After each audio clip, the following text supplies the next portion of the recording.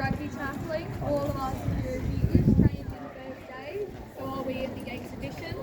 So if anyone needs medical help or attention at any point, don't hesitate to wave me down, we will help you out.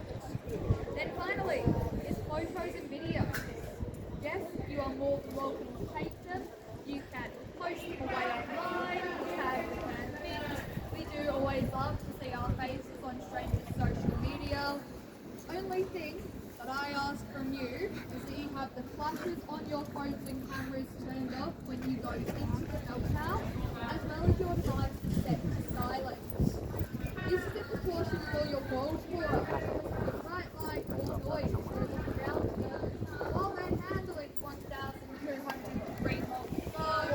It could end quite badly. I'm speaking from personal experience here, and I'll be the one filling out the paperwork this time, which I don't really want to do. Now, let's get into things. I would like to start off first of all by acknowledging country, since we are gathered on the traditional land of Kiraja. It's home to the Wajak Noongar people, so I would like to pay my respects to their elders past and present, as well as their emerging leaders for their strength and resilience. And I would also like to extend this acknowledgement to any Aboriginal or Torres Strait Islander peoples that might be joining us here today. At the Mint, we like to honour the First Nations peoples in a few ways. The first is by both the Torres Strait Island and the Aboriginal flag on the outside of our gatehouse.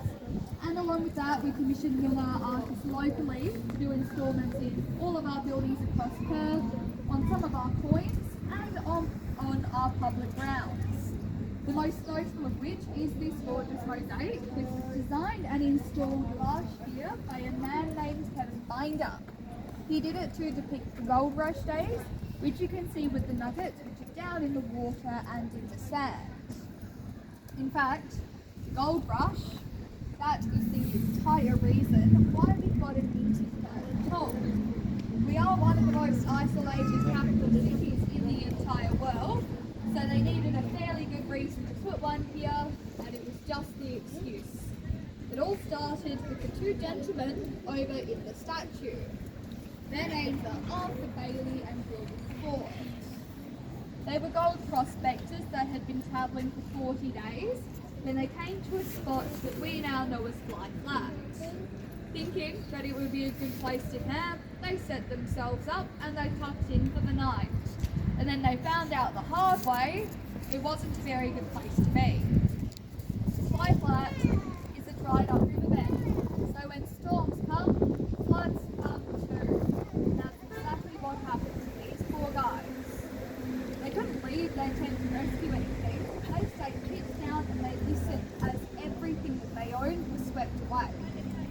When they finally did emerge the next morning, the only thing that they wanted to find was their lost equipment, but they found something quite different. The top layer of soil had been removed to reveal 17 kilos of gold glistening in the early morning sunlight. And of course, these guys were ecstatic about that because they had quite literally gotten rich overnight. They forgot about everything that they lost, went around gathering up all of this gold, then they headed on their way home, keeping this as a secret. They did do a very good job at that until they needed the money. They thought that it would be the best idea to take all 17 kilos into the bank at once. But it was 1892 and no one in WA had found that much gold, so it was really suspicious. They were asked questions like, where did you find it? When did you find it? Who were you with when you found it? Ford and Bailey, they didn't want to get into trouble, so they gave up all of the answers. Which again, probably wasn't their brightest moment because there was also no privacy policies in 1892. The bank tellers were able to take this information home where they told their friends and family, who did tell their friends and family, and then their friends and family told their friends and family, and so on and so forth until the news went viral. Big newspapers started to publish articles that read, Western Australia's beaches are made of gold. They are in fact not made of gold. I'm sorry to disappoint any of you, but people didn't know this wasn't true. They all started coming in from overseas, jumping off of their boats and panning on the beaches. Very quickly they realised how ridiculous they looked and they started heading inland, following people who had already settled to where our goldfields are today. That's where a lot of people did start striking big, the news continued to snowball, and that's what kick-started the gold rush in WA, which also led to a very big increase in our population. Everyone had gold fever at the time. We went from 40,000 people living here in Perth up to 150,000 people in a span less than 3 years, none of which we had the economy to support. They were all sent back to Sydney and Melbourne, where the two existing mints at the time were. When our Premier became aware of this, he wasn't impressed because he knew just how much money it was losing us. In 1895, he proposed a bill out to the British government to build a mint right here in Perth. Evidently, they did like that idea, and 4 years later, our entire building was put up. We opened our doors in June of 1899 as a branch of the British Royal Mint. That meant, yes, people were bringing us their gold, but we were making circulating currency, the normal coins that were used in everyday trading. We did that for 84 years, and we only stopped because the Brits decided that they didn't want to own us anymore. That's fair enough. They revoked our title, and Canberra took over the role of producing all of our federal currency, leaving us with absolutely nothing to do. We were quite lost there for a minute, until we found a way to keep playing with the fun stuff, which is gold, silver, platinum, and sometimes even palladium. We successfully got our precious metals program up and off the floor, which naturally meant that we were pumping out quite a few more precious metals. Very quickly we outgrew the refinery that was here at this East Perth site, and we thought the only reasonable solution to that is to build the biggest refinery in the Southern Hemisphere out by the Perth International Airport. We still use that site today, more than 30 years later, and we turn out over 360 tonnes of gold a year. Some of that is then turned into coins and bullion bars, which are sold now as investment pieces rather than currency all around the globe. It is bought eventually. All 360 tonnes, I can say that for a fact, but that does not mean that it all makes its way out of these stores. Now I promise you, I don't get to keep it as much as I would like to. The company is storing it here for people, right beneath our feet. Believe it or not, we have got some of the world's highest security vaults, where we store more than $6 billion of precious metals for 70,000 investors globally. Unfortunately, no, just because I've mentioned it, I can't take you down through the basement vaults today, but we can do the next best thing, which is to head off on inside and talk about the rest of the country. So we're just going straight back up on through the green doors.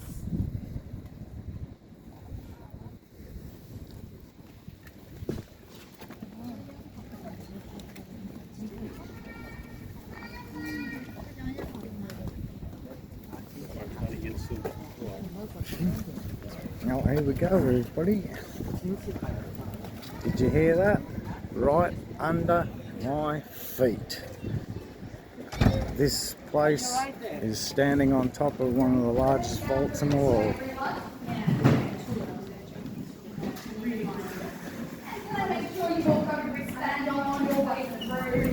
Fantastic, thank you. You know where to stop. Thank you, that's great.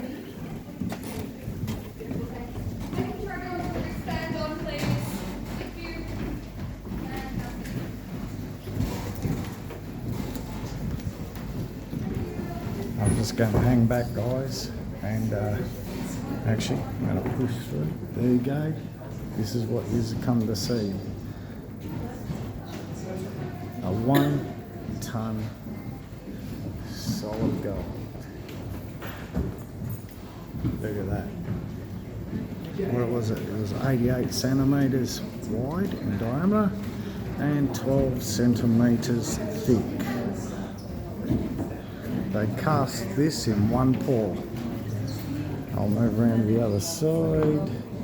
It's very dark in here, people, so please just bear with it.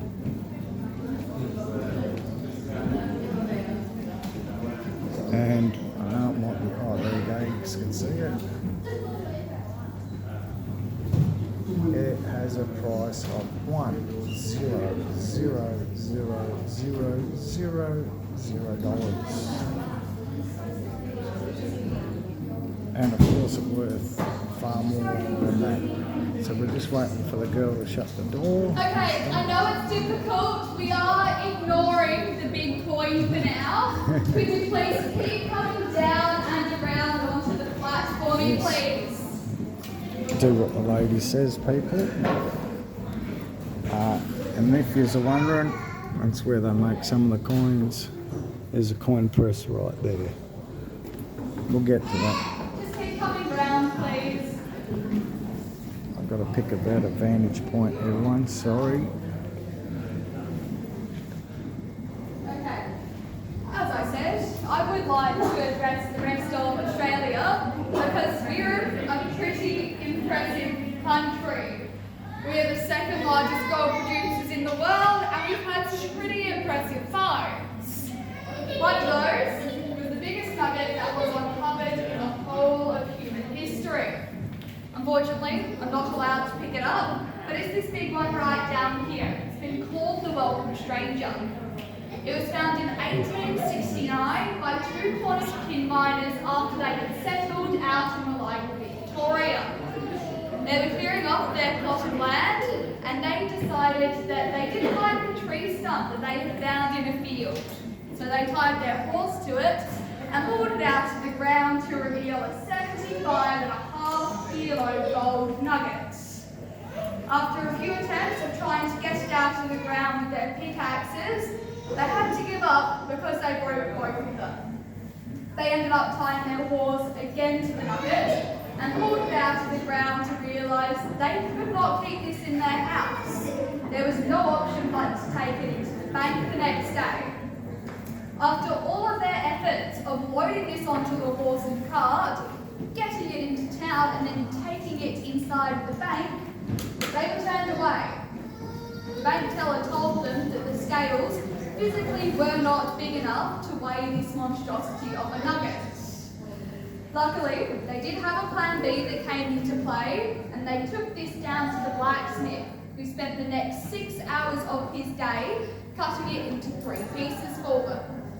They were still huge, but they were small enough to be weighed, so they got them back to the bank and walked away with their £9,500, which is not a lot of money by today's standards, but if we convert it, it would be more to the tune of $7.5 million.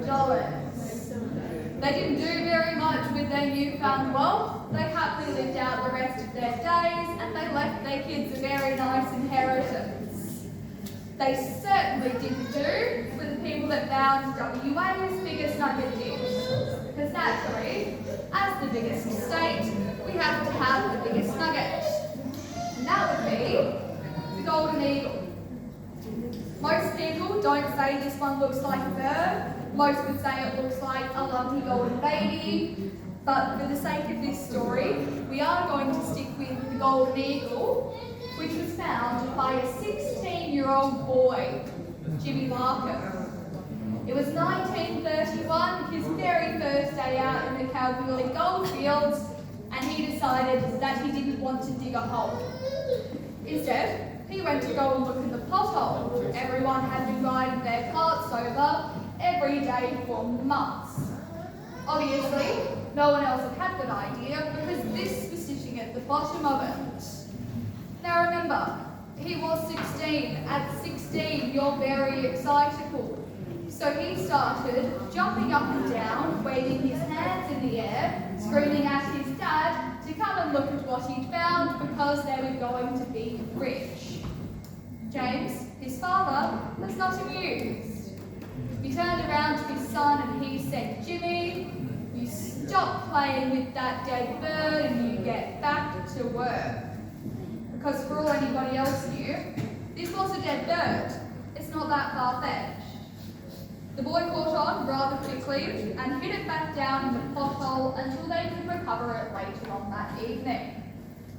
Once they did get this home, instead of closing it off from their community, they opened up a donation box that they ran for a few weeks. You could come in and you could see the golden eagle. This little event that they were holding ended up raising more than £100 that was later given away to their friends and family that had been struggling through the Great Depression. When the WA government did find out about this though, they had a slightly different idea, which was to send them on tour and promote the prospecting in WA. This did also work quite well, but obviously not well enough, because once they got home, they were told to sell the golden eagle. They got back £5,400, which would be 3.3 million today, but they didn't sit on that money like the other guys did. They invested it in the most Australian way that they could have. They ended up buying a pub. It was originally the Associate Hotel in Boulder, the town adjacent to Kalgoorlie, but they did change the name to the Golden Eagle to commemorate their discovery. That stayed in their family until 2012, and the only reason it left is because it burnt down. Luckily, nobody was hurt, the fire happened overnight, but it does mean that the Golden Eagle doesn't exist anymore, and nor does its legacy. I mean, at this rate, you'd think that none of our gold exists anymore. It's a very good thing. That's not true. We've done a better job at protecting it since then. It's just in a slightly different form. In things like that. Our coin, which is indeed made out of 1 ton of 99.99% pure, solid gold. Much to the disappointment of everyone that works here, they did not make it out of chocolate. It's also not styrofoam, and it is definitely not concrete. None of us have been let in close enough to test it, but we know that it's real because it broke every floorboard while we were rolling it through the doors. One thing that this coin is very, very heavy at 1,012 kilos. But why did we decide to make a coin this big? Other than because we could, and why not break a world record while we're at it? Well, it is all to do with the lady on the back of it, the dearly departed Queen Elizabeth II. She decided that she wanted to come and visit us here in 2012, and we decided that she needed something special for that, so we made her this. The Queen happened to like the coin so much, she wanted to take it home with her. We had to say no to that request because it didn't fit in her carry-on luggage, and we weren't willing to give her a literal ton of gold. The Queen, she is not the only person that's seen this coin. The whole world has. It's been on its very own tour, visiting places like Berlin, Hong Kong, and it also went to New York, where we left it out on Wall Street, completely unattended and unprotected. We only did that because we knew the coin is so heavy, no one would be able to physically remove it. When it is safe and sound home here with us at the Mint, we aren't solidly relying on its weight to protect it. At the end of every night, it gets dropped down. It's sitting on top of its own high security vault. Those doors are then closed, locked and alarmed, which just doubly ensures that no one can Ocean's 11 their way in and steal our beloved coin. Speaking of stealing it, how would you get the money for it if you were to? Because I know that is the only question that anyone wants me to answer. Well, you have got a few possible options, the first of which is fairly simple. value. Just like any other coin, this is legal tender. So in theory, you could just take it into a bank and ask for the cash, and legally they would have to hand over the $1 million on the face of that coin, fair and square, little to no questions asked.